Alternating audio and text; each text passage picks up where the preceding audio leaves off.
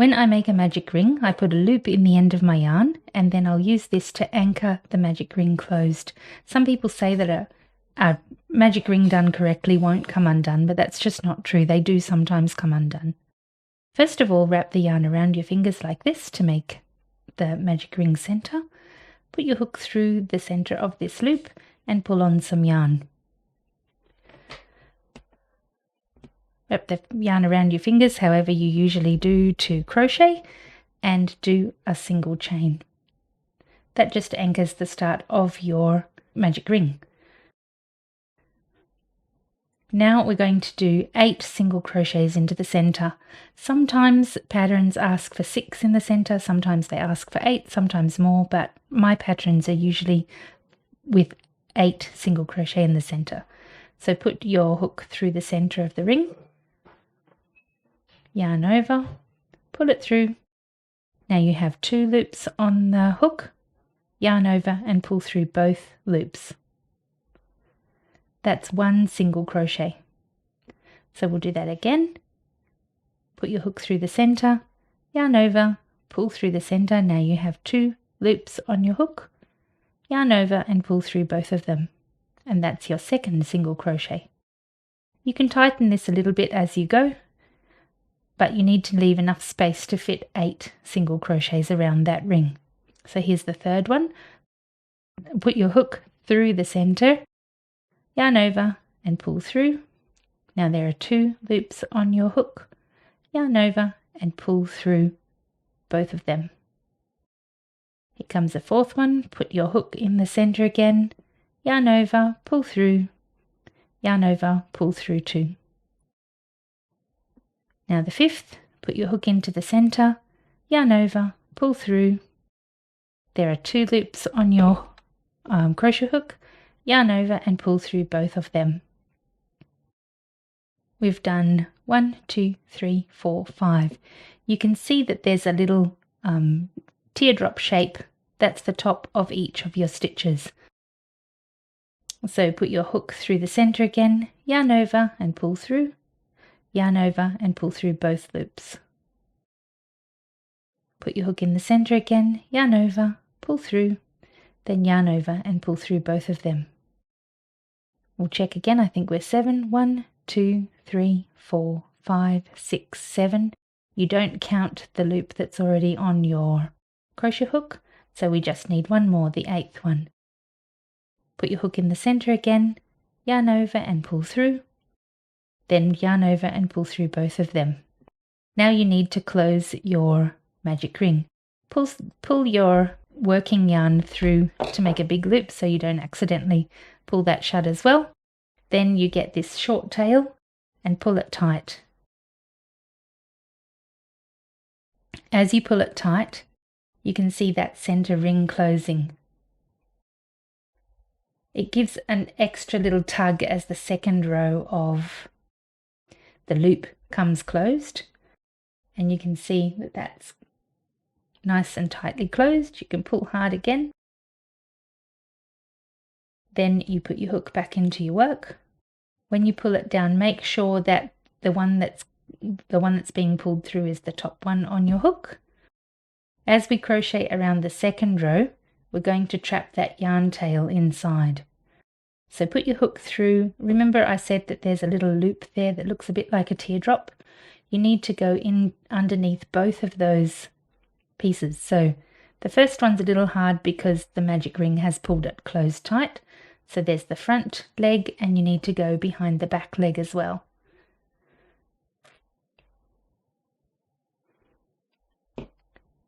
So there you can see the hook is between the main work and those 2 legs of that stitch. Put your tail in there as well. Yarn over and pull through some yarn. Then yarn over and pull through both of them. And in this first stitch we're going to make an increase, and an increase means that you do 2 of these stitches, which are single crochet stitches, into the first space.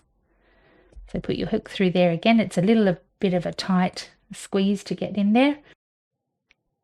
Yarn over and pull through that space. Then yarn over and pull through both of them. As you're working and manipulating this to get that first stitch in, sometimes this does loosen, so make sure you do check to see that that's nice and tight. And now we'll move on to the next space created by that next little loop there. So you need to go underneath both the front and back of those loops. Can you see there? There's a front loop and a front leg and a back leg of that loop. And we're also going to trap that yarn tail. So yarn over and pull through that space, yarn over and pull through both loops. So we've done 2 in one space, now we're doing 1 in one space, and the next one we'll do 2 in one space again. So put your hook through behind both the front and back legs of that loop that was there. Hook on some yarn and pull it through. Make sure you're trapping this tail as well. Yarn over and pull through both of those loops. And this was an increase, so we're going in the same stitch again. Yarn over and pull through. Yarn over and pull through both of them. Now we're going to go into the next stitch along. Put your hook through again behind both the front and back legs of that stitch and hide the tail. Yarn over and pull through. Yarn over and pull through both loops. So we now have one loop on our hook, and we're going to go into the next space.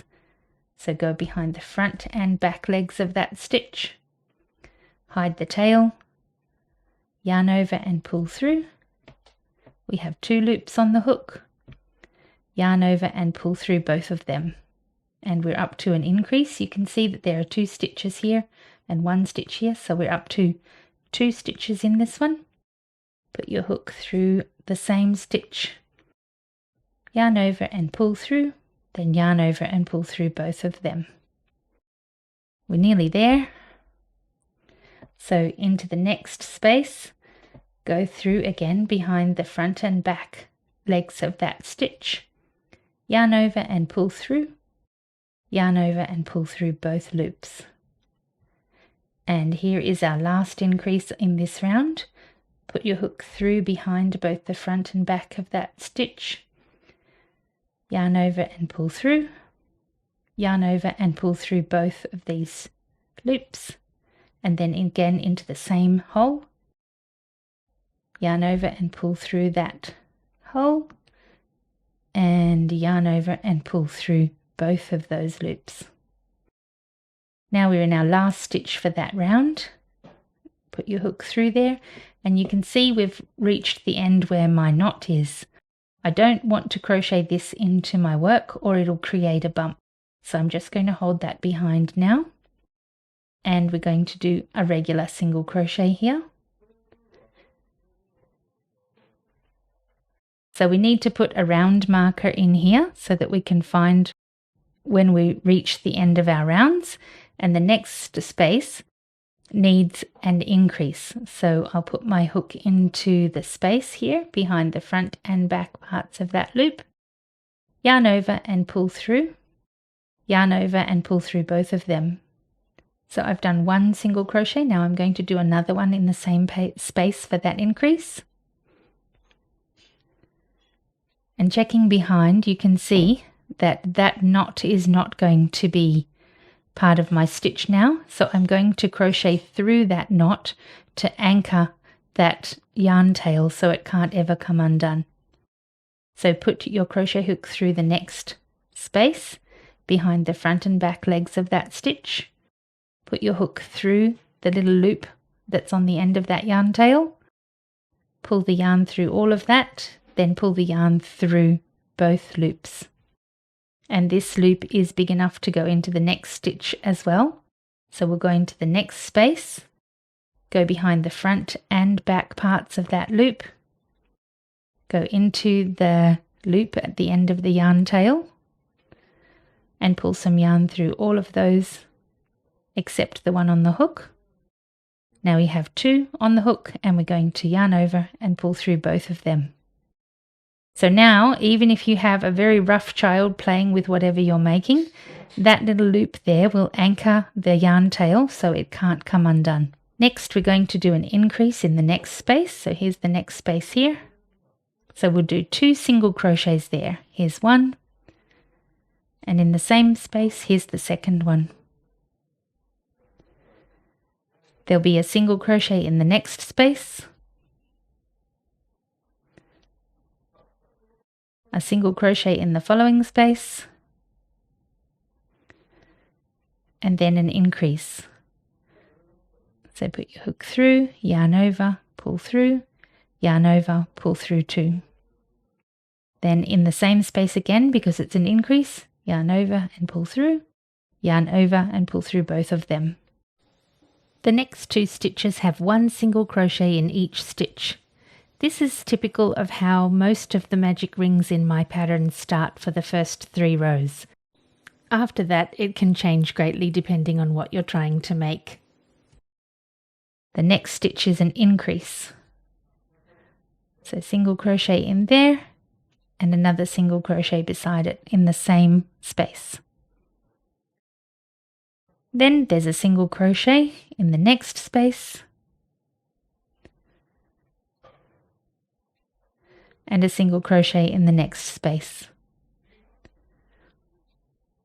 And that's the end of that round. So if we were to keep going, you'd move your line marker into here and then continue in the next round. That's how I start almost all of my amigurumi creatures. If you want to make cute amigurumi creatures like these little guys, it's definitely worth your time to master making magic rings. Most of my amigurumi have at least 2 magic rings. This squashed frog doorstopper has 21 magic rings. Check out my other videos for crochet lessons and tutorials to make cute creatures like my squashed frog doorstopper.